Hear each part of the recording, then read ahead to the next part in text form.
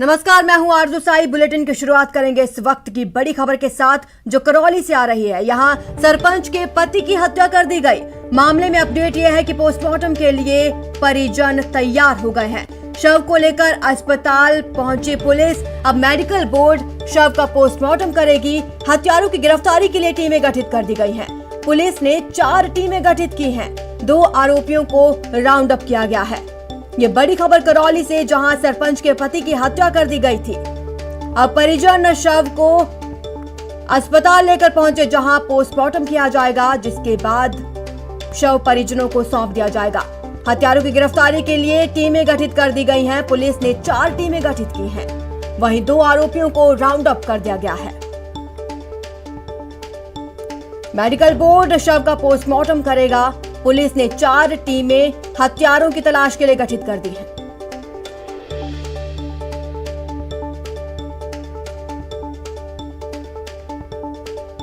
ये मामला करौली से है, जहां सरपंच के पति की हत्या कर दी गई। हमारे साथ संवाददाता धर्मेंद्र जुड़ चुके हैं। धर्मेंद्र, कोई वजह सामने आई है हत्या की?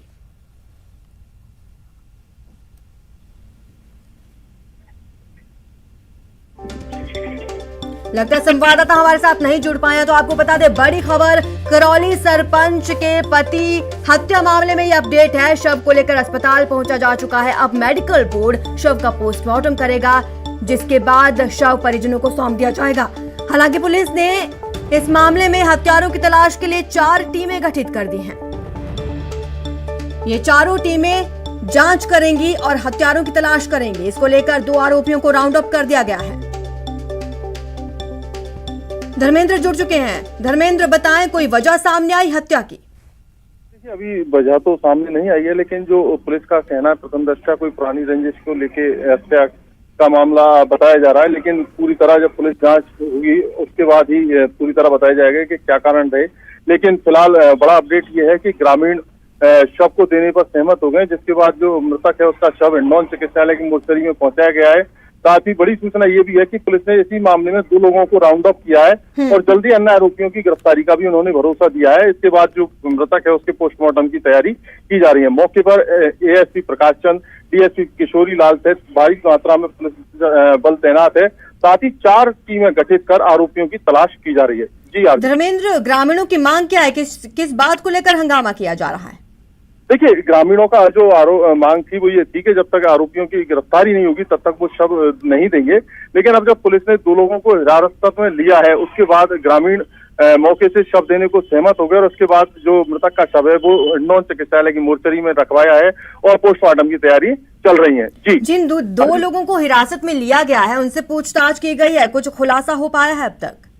जी, देखिए, पुलिस उनसे लगातार पूछताछ कर रही है। साथ ही 4 टीमें भी गठित की गई है। जो उनसे जानकारी मिली है, उनके आधार पर जगह जगह दबिश देकर आरोपियों की गिरफ्तारी की कार्रवाई चल रही है। जी, ठीक है धर्मेंद्र, शुक्रिया आपका तमाम जानकारी के लिए। तो आपको बता दें कि करौली में ये सरपंच के पति की हत्या कर दी गई थी, जिसके बाद ग्रामीण आक्रोशित हो गए थे। ग्रामीणों की ये मांग थी कि जब तक आरोपियों की गिरफ्तारी नहीं हो जाएगी वो शव नहीं सौंपेंगे। हालांकि इस मामले में अपडेट आ गया है। शव ग्रामीणों ने सौंप दिया है। अब मेडिकल बोर्ड शव का पोस्टमार्टम करेगा, जिसके बाद ही हत्या का खुलासा हो पाएगा।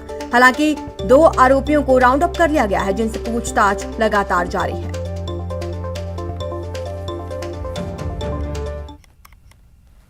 वहीं अजमेर से भी एक सनसनी भरी खबर सामने आई है, जहां पति ने पत्नी की हत्या कर दी।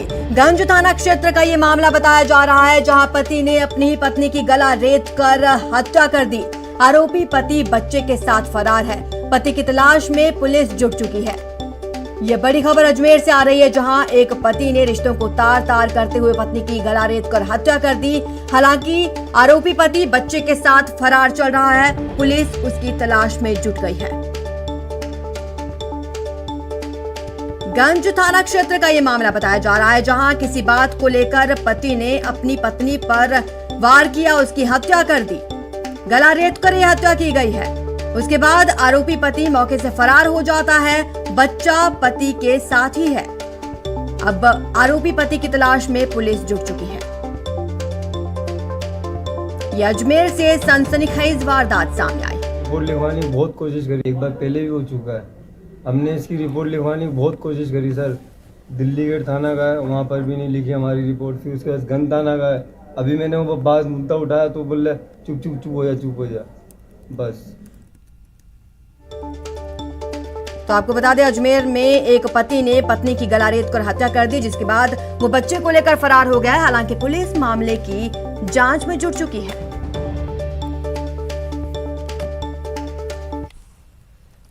कोरोना संकट के बीच चुनाव आयोग का बड़ा फैसला। अब नतीजों के बाद किसी तरह का जश्न नहीं होगा। जश्न पर रोक लगा दी गई है 2 मई और इसके बाद विजय जुलूस पर पूरी तरह से बैन लगा दिया गया है। 2 मई आने को है। 5 राज्यों में नतीजे घोषित किए जाएंगे। 5 राज्यों में जो विधानसभा चुनाव हाल ही में हुए उसके नतीजे 2 मई को आएंगे।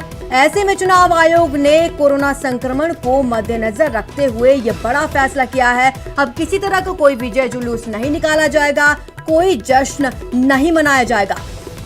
कोरोना के बढ़ते प्रकोप के बीच ये बड़ा फैसला।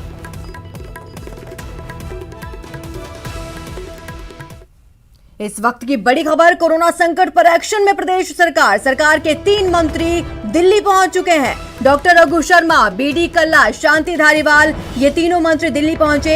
एसीएस सुधांश पंत भी इनके साथ मौजूद हैं। ऑक्सीजन सप्लाई समेत तमाम दवाओं के सप्लाई और कई मुद्दों पर बातचीत होगी। मोदी कैबिनेट के 3 मंत्रियों के साथ इनकी बात होनी है। तो आपको बता दें, डॉक्टर रघु शर्मा, बीडी कल्ला दिल्ली पहुंच चुके हैं। विशेष विमान के जरिए ये दिल्ली पहुंचे।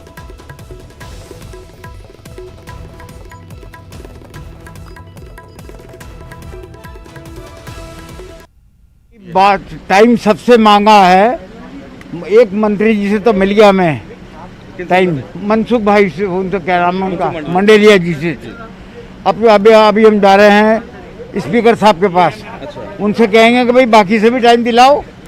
हम 5 मंत्रियों से मिलना है, गडकरी साहब से भी मिलना है, हर्षवर्धन साहब से भी मिलना है, पीयूष गोयल साहब से भी मिलना है। सबसे मिलना चाहते हैं हम राजस्थान के केस के बाबत। राजस्थान को तो तकलीफ है, तो ऑक्सीजन नहीं मिल रही, टैंकर नहीं मिल रहे, ये सारी जो बातें हैं ये बताना चाहते हैं उनको क्या स्थिति है वहाँ की। हमारे संवाददाता दिल्ली से राजीव तिवारी जुड़ चुके हैं। राजीव, 3 मंत्री राजस्थान के बहुत आस लेकर दिल्ली पहुंचे हैं मोदी कैबिनेट के मंत्रियों से मुलाकात करने के लिए। बिल्कुल, देखा जाए तो जिस तरह से राजस्थान में ऑक्सीजन और दवाओं की जिस तरह से किल्लत बनी हुई है, उसको लेकर के लगातार मुख्यमंत्री अशोक गहलोत केंद्र सरकार से अपील करते रहे कि जो कोटा है राजस्थान का उसको तो आप लोग दीजिए, लेकिन नहीं हो पाया। तो पिछले दिनों जो बैठक हुई थी, उस बैठक में प्रधानमंत्री के सामने जो बैठक हुई थी, तो मुख्यमंत्री ने तमाम आंकड़े रखे कि किस तरह से यहाँ पे मरीजों की संख्या बढ़ रही है और आप लोग इस पर ध्यान नहीं दे रहे हैं। जहाँ कम मरीजों की संख्या है वहाँ पे ऑक्सीजन सप्लाई की जा रही है और यहाँ पे नहीं दी जा रही है। तो एक रोड मैप तैयार किया गया था। उसी रोड मैप के तहत आज जो है राजस्थान सरकार के 3 महत्वपूर्ण मंत्री यहाँ पहुंचे हुए हैं। और स्वास्थ्य मंत्री हर्षवर्धन की बात की जाए, रेल मंत्री पीयूष गोयल की बात की जाए, मनसुख भाई मांडविया की बात की जाए, नितिन गडकरी की बात की जाए, इन सभी लोगों के साथ इन लोगों की बैठक होगी। और बैठक में जो राजस्थान का कोटा है, ऑक्सीजन का जो कोटा है, जो दवाओं का जो कोटा है, उनके बारे में लोग डिमांड करेंगे कि जो लगातार मरीजों की संख्या बढ़ती जा रही है तो इनकी जो है पूर्ति की जाए वहाँ पे और जल्द से जल्द की जाए। ठीक है, क्या लगता है राजीव कि जो काम चिट्ठी नहीं कर पाई वो मुलाकात कर देगी? बिल्कुल, देखा जाए तो एक उम्मीद है, क्योंकि पिछले दिनों जब प्रधानमंत्री के साथ मुख्यमंत्री की बैठक हुई थी तो मुख्यमंत्री ने जो आंकड़ा पेश किया था वाकई में वो चौंकाने वाला आंकड़ा था। क्योंकि राजस्थान में जिस तरह मरीजों की संख्या बढ़ती जा रही है उस हिसाब से ऑक्सीजन वहाँ पे सप्लाई नहीं हो पा रही थी। तो इसको लेकर के प्रधानमंत्री भी उस समय गंभीर हुए जब बैठक में आंकड़ा रखा गया था। तो और उसी क्रम में दौरा माना जा रहा है कि इस दौरे में जो है जो बैठक होगी और वार्ता होगी तो जो तमाम समस्याएं हैं उस पर पूर्ण विराम लग जाएगा और जो ऑक्सीजन की दिक्कतें हो रही है उसकी पूर्ति की जाएगी। जी, तो तीनों मंत्री तो दिल्ली पहुंच चुके हैं। ऐसे में कितने बजे ये बैठक होनी है, कहाँ होनी है?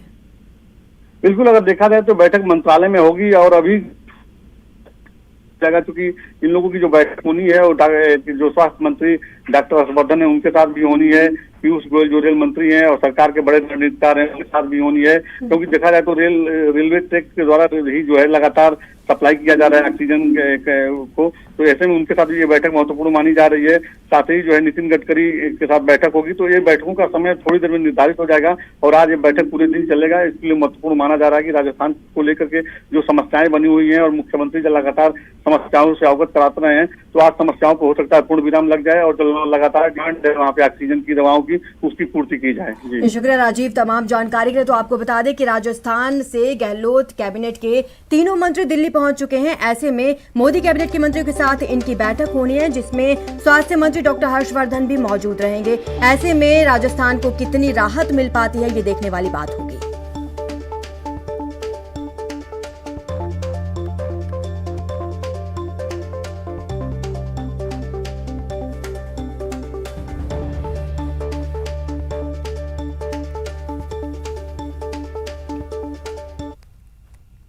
भरतपुर के एक शादी समारोह में कोरोना प्रोटोकॉल की जमकर धज्जियां उड़ी।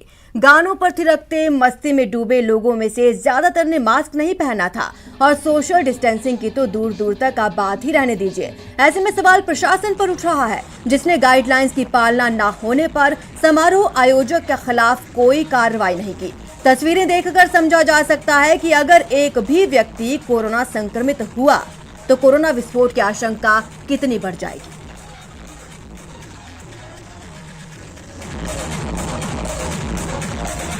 ये तस्वीरें आप देख सकते हैं, सोशल डिस्टेंसिंग का कोई नामो निशान नहीं है। लोगों ने मास्क नहीं लगा रखे, जमकर लोग गानों की धुन पर थिरक रहे हैं। कहां है कोरोना खौफ? यहाँ किसी को कोरोना का कोई खौफ नजर नहीं आ रहा। सबसे बड़ा सवाल प्रशासन पर उठ रहा है, कोई कार्रवाई क्यों नहीं की गई? इन तस्वीरों में साफ तौर पर आप देख सकते हैं कोरोना संकट में इलाज से लेकर अंतिम संस्कार तक की व्यवस्था चरमरा गई है। मरीजों की मौत के बाद उनके परिजनों को अंतिम संस्कार के लिए भी भटकना पड़ रहा है, लेकिन भरतपुर के बाशिंदों पर बेकाबू रफ्तार से बेपरवाह है। हमारे संवाददाता दीपक पुरी ने बस स्टैंड का जायजा लिया, ये रिपोर्ट देखिए। ये भरतपुर का केंद्रीय बस स्टैंड है, जहां आप देख सकते हैं लोगों की कितनी भीड़ लगी हुई है। लोगों की जो सोशल डिस्टेंसिंग की पालना है वो नहीं की जा रही है। ना ही केंद्रीय बस स्टैंड की तरफ से यहाँ पर जो सैनिटाइजर और टेम्परेचर गन की जो व्यवस्था है वो भी नज़र नहीं आ रही हैं। आप मेरे पीछे तस्वीरें देख सकते हैं, भारी तादाद में लोग यहाँ हैं, यात्री अपनी यात्रा के लिए जा रहे हैं। और सबसे बड़ी बात यह है कि बसों में भी 50% यात्री बिठाने की नियम है, लेकिन बसों में भी आप देख सकते हैं किस तरह, हम तस्वीर आपको दिखाएंगे कि किस तरह लोग बसों में चढ़ रहे हैं और सोशल डिस्टेंसिंग की बिल्कुल धज्जियाँ उड़ाई जा रही हैं। इस तरह से साफ जाहिर होता है कि कोरोना संक्रमण की जो चैन है उसे तोड़ना बेहद मुश्किल होगा। किस तरह देखो लोग कैमरे को देखकर मास्क लगाना शुरू करते हैं। आप देख सकते हैं कि ज़्यादातर लोग हैं जो बिना मास्क के नज़र आ रहे हैं, कैमरों को देख करके मास्क लगाते हैं। इस तरह से तस्वीरें साफ जाहिर होती हैं कि कहीं ना कहीं लोगों की जो लापरवाही है कोरोना के प्रति वो साफ नज़र आ रही है। लेकिन हालात इस तरह कैसे काबू होंगे? आप देख सकते हैं ज़्यादातर लोग यहाँ हैं बिना मास्क के नज़र आ रहे हैं। अब कैमरे को देख करके लोग मास्क लगाना शुरू करते हैं। संभाग का सबसे बड़ा बस स्टैंड है केंद्रीय बस स्टैंड। अगर यहाँ पर इस तरह की व्यवस्था है तो आप अंदाज़ा लगा सकते हैं कि और बस स्टैंडों पर कैसी व्यवस्थाएं होंगी। कैमरा पर्सन मनीष कुमार के साथ दीपक पुरी, न्यूज़ 18। तो आपको बता दें कि पब्लिक अभी तक भी कोरोना के खौफ से जागी नहीं है। अभी तक भी लापरवाही देखने को मिल रही है। जगह जगह चाहे बस स्टैंड की बात करें, बाजारों की बात करें, लोग बिना मास्क के नजर आ रहे हैं। लोग सोशल डिस्टेंसिंग का बिल्कुल ध्यान नहीं रख रहे। लग ही नहीं रहा कि जन अनुशासन पखवाड़ा लागू है प्रदेश में। ये तस्वीरें देखिए, बस स्टैंड की ये तस्वीरें हैं। कहाँ है सोशल डिस्टेंसिंग और कहाँ है मास्क? हमारे साथ दो संवाददाता जुड़ रहे हैं। चंद्रशेखर व्यास जुड़ रहे हैं जोधपुर से और कपिल श्रीमाली जुड़ रहे हैं उदयपुर से। तो सबसे पहले मैं आऊंगी चंद्रशेखर व्यास आपके पास। आप जोधपुर से जुड़ रहे हैं, क्या हालात है वहां पर, क्या कुछ चल रहा है? देखिए आरजू, अगर जोधपुर की बात करें तो चिकित्सा विभाग की ओर से जारी आंकड़े के अनुसार कल 1711 पॉजिटिव मरीज पाए गए थे। इसके अलावा 15 मरीजों की मौत हो चुकी है। बात करें अप्रैल महीने की तो करीब लगभग 250 से ज़्यादा मरीज यहाँ पर जो है काल के ग्रास में, यानी कि उनकी मौत हो चुकी है कोरोना संक्रमण के चलते। और करीब 17 से 20 हज़ार के आसपास जो है पॉजिटिव मरीज चिन्हित किए गए हैं। स्थितियाँ बहुत नाजुक होती जा रही है। अस्पताल में जगह नहीं है। जोधपुर के मथुरा दास माथुर अस्पताल, महात्मा गांधी अस्पताल और एम्स अस्पताल पूरी तरह से भर चुके हैं। लोगों की लापरवाही का आलम मैं बताऊंगा। अभी सुबह के 11 बज चुके हैं, लेकिन आप ये देख सकते हैं कि किस तरह का अनुशासन जोधपुर शहर की जनता में दिखा है। ये तस्वीरें साफ बयां करती है। यहाँ पर सड़कों पे जो है वाहनों की रेलम पेल अभी तक जारी है। जन अनुशासन पखवाड़े की धज्जियां उड़ती यहाँ पे स्पष्ट नजर आ रही है। लोग घरों से बाहर निकले, सड़कें जो है भरी हुई है वाहनों से, और सबसे बड़ी बात लोग ही नहीं प्रशासन भी एक तरह से लापरवाह ही करता नजर आ रहा है। सबसे बड़ी बात, जोधपुर शहर में जो अस्पतालों में बेड नहीं है, लेकिन कई अस्पताल ऐसे हैं जिन्हें पिछले कोरोना काल में जो एक सरकार की मोटी रकम खर्च करके उन अस्पतालों को तैयार करवाया गया था। जोधपुर के रेजिडेंसी अस्पताल की बात करें, वहाँ पर 64 बेड है, ऑक्सीजन की लाइनें फिट हो चुकी है, पूरी तरह से अस्पताल जो है कोरोना संक्रमित मरीजों का इलाज करने के लिए तैयार है, लेकिन वहाँ पर अभी तक ऑक्सीजन नहीं पहुँची है। यदि ऑक्सीजन के सिलेंडर वहाँ पर पहुँच जाते हैं और ऑक्सीजन सप्लाई सुचारू रूप से शुरू हो जाती है वहाँ पर, तो 64 मरीजों को यहाँ पे प्रतिदिन इलाज मिल सकता है। लेकिन ये प्रशासनिक लापरवाही है कि इस अस्पताल को ऐसे ही छोड़ रखा है, और मरीज जो है अस्पतालों के बाहर लाइन लगाए नजर आते हैं, उनको जगह नहीं मिलती है और वो तड़पते नजर आते हैं। जी आरजू, ऑक्सीजन की किल्लत है, दवाएं मिल नहीं रही हैं। एक बार कपिल श्रीमाली के पास चलते हैं, उदयपुर से जुड़े हुए हैं। उदयपुर में क्या हाल है कपिल?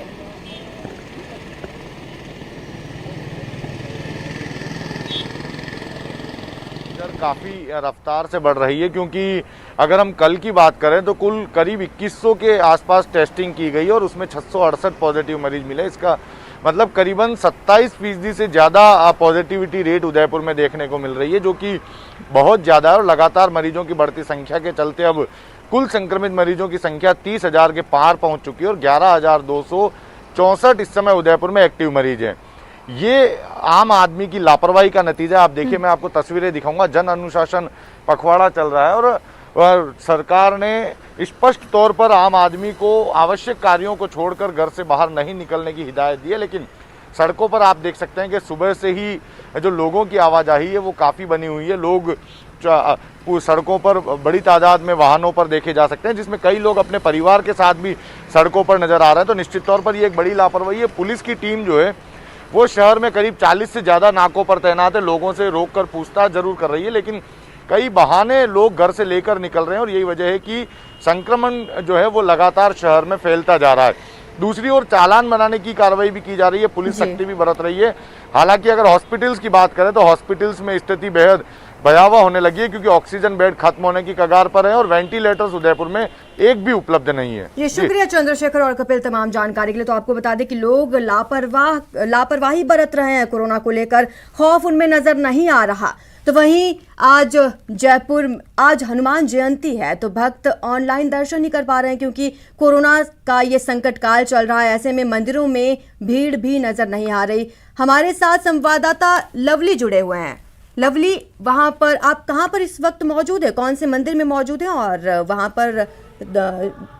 पर श्रद्धालु पहुंच रहे हैं या नहीं?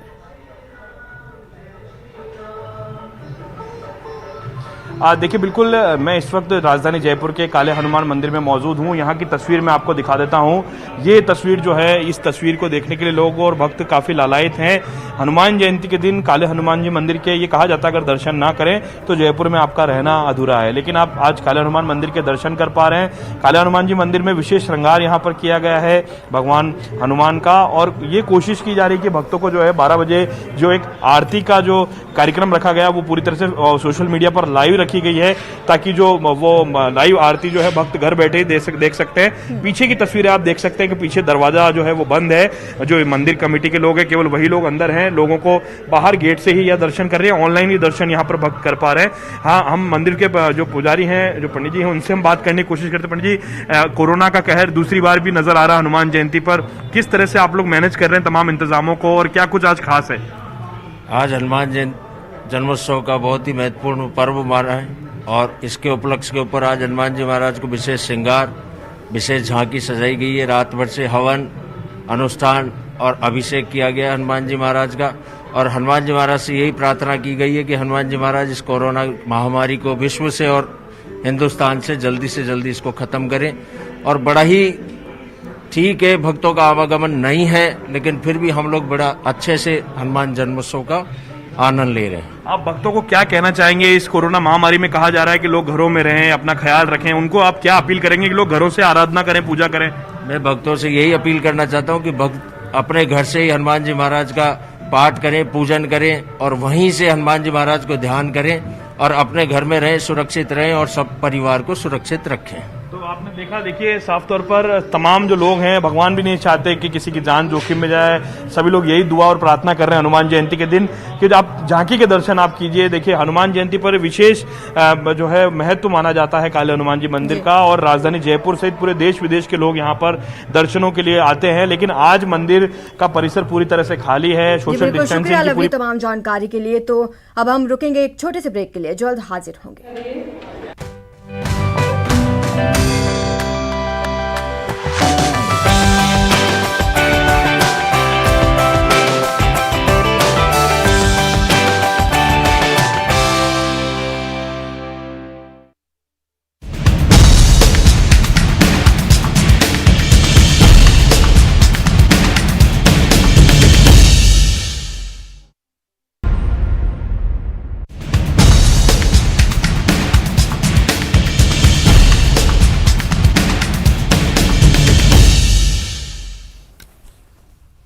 ब्रेक के बाद आपका स्वागत है। चलिए अब आपको दिखाएंगे कि कोरोना मरीजों के नाम पर कैसे खेला जा रहा है ओपन टेंडर वाला खेल। खबर चित्तौड़गढ़ की है, जहां जिला कोविड सेंटर पर कोरोना मरीजों को खाना मुहैया कराने के नाम पर काली कमाई का खेल चल रहा है। सरकारी आदेश की अवहेलना कर यहां प्रति मरीज 44 रुपए का अतिरिक्त बोझ सरकार पर डाला जा रहा है। ये रिपोर्ट देखिए। ताक पर आदेश, मरीजों के नाम पर कमाई।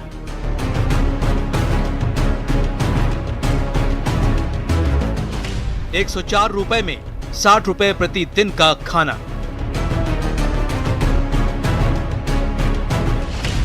आपदा में ओपन टेंडर वाली लूट। प्रदेश की सरकार लगातार इस बात का प्रयास कर रही है कि कोरोना संक्रमित मरीजों को और अन्य लोगों को किसी तरह की परेशानी नहीं हो। इसके लिए लोगों तक खाना पहुंचाने के लिए इंदिरा रसोई की व्यवस्था शुरू की गई है, जहां आधी दरों में मरीजों या अन्य लोगों को खाना पहुंच सकता है। लेकिन चित्तौड़गढ़ जिला अस्पताल में जिस तरह ओपन टेंडर प्रक्रिया के नाम पर चाहे तो को लाभ पहुंचाने की कवायद की जा रही है, उसे लगने लगा है कि सिस्टम में भ्रष्टाचार पूरी तरीके से फैल चुका है। कोविड के खिलाफ जब पूरी दुनिया एकजुट होकर लड़ रही है, तभी इस आपदा में काली कमाई करने वाले भी पीछे नहीं हैं। राजस्थान सरकार के आदेश को धता बताकर ये काली कमाई का खेल चल रहा है। चित्तौड़गढ़ के कोविड अस्पताल में आपदा में काली कमाई का पूरा गणित आपको समझाएंगे, लेकिन पहले जान लीजिए कि कोविड मरीजों को स्वच्छ और गुणवत्तापूर्ण निःशुल्क खाना मुहैया कराने की व्यवस्था राज्य सरकार ने इंदिरा रसोई के जरिए की है। लेकिन चित्तौड़गढ़ के जिला कोविड उपचार केंद्र में मरीजों के नाम पर सरकारी खजाने को चूना लगाया जा रहा है। सरकार के आदेश के मुताबिक इंदिरा रसोई से गुणवत्तापूर्ण खाना मुहैया कराया जाना है, लेकिन जिला कोविड उपचार केंद्र ने इसके लिए ओपन टेंडर निकाल दिया। अब कोविड मरीजों को यहां 104 रुपए प्रतिदिन का खाना मुहैया कराया जा रहा है, जबकि सरकार के आदेश के मुताबिक ये खाना 60 रुपए प्रतिदिन के हिसाब से मिल सकता है। जिला अस्पताल ने नगर परिषद को अब तक ऑर्डर नहीं दिया, जबकि नगर परिषद इसकी आपूर्ति को तैयार है। व्यवस्था ओपन टेंडर के खुली निविदा के द्वारा जो इसकी भी जो क्या कहते हैं जो ठेका जिन्होंने खुला है उसी को मिला है, जिसका जो निविदा प्रक्रिया में जिसने रिजर्व किया। राज्य सरकार के आदेश है कि कोविड केयर सेंटर में मरीजों के लिए 8 रुपए प्रति थाली के हिसाब से वहाँ पे फूड पैकेट्स उपलब्ध कराएं, लेकिन इसकी व्यवस्था नगर परिषद द्वारा की जाएगी। लेकिन डिमांड सेम है जो पीएमओ के साथ वहाँ से जनरेट होगी, उसके हिसाब से हम वहाँ पे फूड पैकेट्स उपलब्ध। इंदिरा रसोई के खाने की गुणवत्ता की जांच के लिए हमने बात की लायंस क्लब से, जो होम आइसोलेशन में रह रहे मरीजों के लिए यहीं से खाना मुहैया करा रहा है। तो सुनिए क्या राय है लायंस क्लब के अधिकारी की। सबसे पहले हमने स्वयं ने उस भोजन को टेस्ट किया। मुझे नहीं लगता कि उस भोजन में किसी तरह की कमी है। हाँ, कुछ हमें ऐसा लगा कि रोटी पे अगर घी नहीं लगा रहता है तो वो डिलीवर होते समय 1 घंटा करीब लग जाता है, उसमें रोटी कड़क हो जाती है। तो वहाँ पे भी हमने घी का डब्बा अलग से रख दिया गया है। हम जब भी उनसे पैकेट लेते हैं तो उसको घी से चौपड़ देते हैं और रोटी नरम हो जाती है। बाकी सब्जियाँ वगैरह कंप्लीट जैसा घर में भोजन बनता है वैसा सात्विक भोजन। मतलब साफ है, जब इंदिरा रसोई से खाने की सप्लाई हो सकती है, जो राज्य सरकार के आदेश के मुताबिक भी सही है, तो चित्तौड़गढ़ जिला चिकित्सालय ओपन टेंडर प्रक्रिया के तहत प्रति मरीज प्रतिदिन 44 रुपए का अतिरिक्त खर्च किसे फायदा पहुंचाने के लिए कर रहा है। की घड़ी में भी लोग निजी फायदा उठाने से नहीं चूक रहे हैं। ऐसे हालातों में सिर्फ यही कहा जा सकता है कि कोरोना की लूट है, लूट सके तो लूट। कैमरा पर्सन गोपाल के साथ सुभाष बैरागी, न्यूज़ 18 राजस्थान के लिए चित्तौड़गढ़। संकट काल में खुद को समझदार समझने वाले कई लोग लापरवाही करने से बाज नहीं आ रहे, लेकिन अब आपको एक ऐसे ऑटो वाले से मिलवाते हैं जो महामारी के मुश्किल दौर में कोरोना योद्धा बनकर लोगों को जागरूक कर रहा है। ऑटो वाला आया, जागरूकता संदेश लाया। संकट काल का योद्धा ऑटो वाला आया। ऑटो वाले की सुनो, सुरक्षित रहो। महामारी के खिलाफ इस ऑटो वाले की जंग देखिए। ये बेकाबू कोरोना पर ब्रेक की कोशिश कर रहा है, जागरूकता संदेश दे रहा है, मुश्किल वक्त में अपना फर्ज निभा रहा है। अपने ऑटो में पोस्टर लगाकर जन जन तक जागरूकता संदेश पहुंचा रहा है। कोरोना संक्रमण से बचाव के पोस्टर लोगों को बांट रहा है। जी हां, प्रेमचंद बागरी नाम का ये ऑटो ड्राइवर अपने दम पर झालावाड़ के अकलेरा के बाजार में जागरूकता संदेश जन जन तक पहुंचाने में जुटा है। दरअसल प्रशासन की ओर से इसे 5 दिन के लिए कोरोना जागरूकता के प्रचार प्रसार के काम लाया गया। फिर क्या था, इसने खुद लोगों को जागरूक करने की ठान ली और संकट काल में योद्धा बनकर जागरूकता अभियान को सफल बनाने में जुट गया।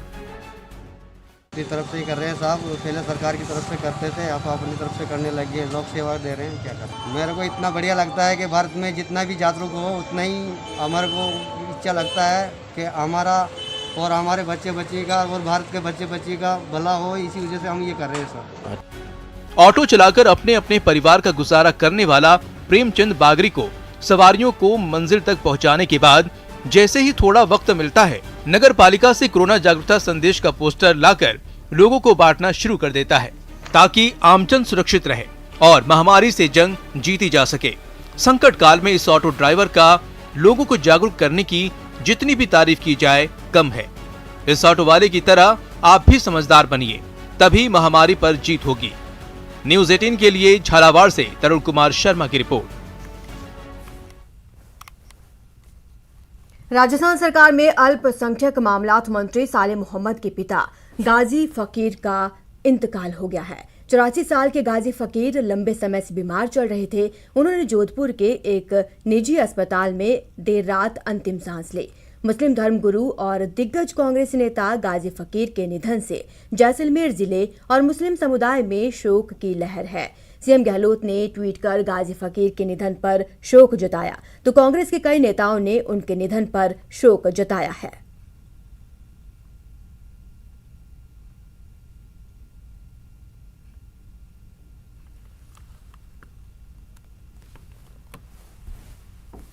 फिलहाल इतना ही। आप बने रहे हमारे साथ और देखते रहिए न्यूज़ 18 राजस्थान।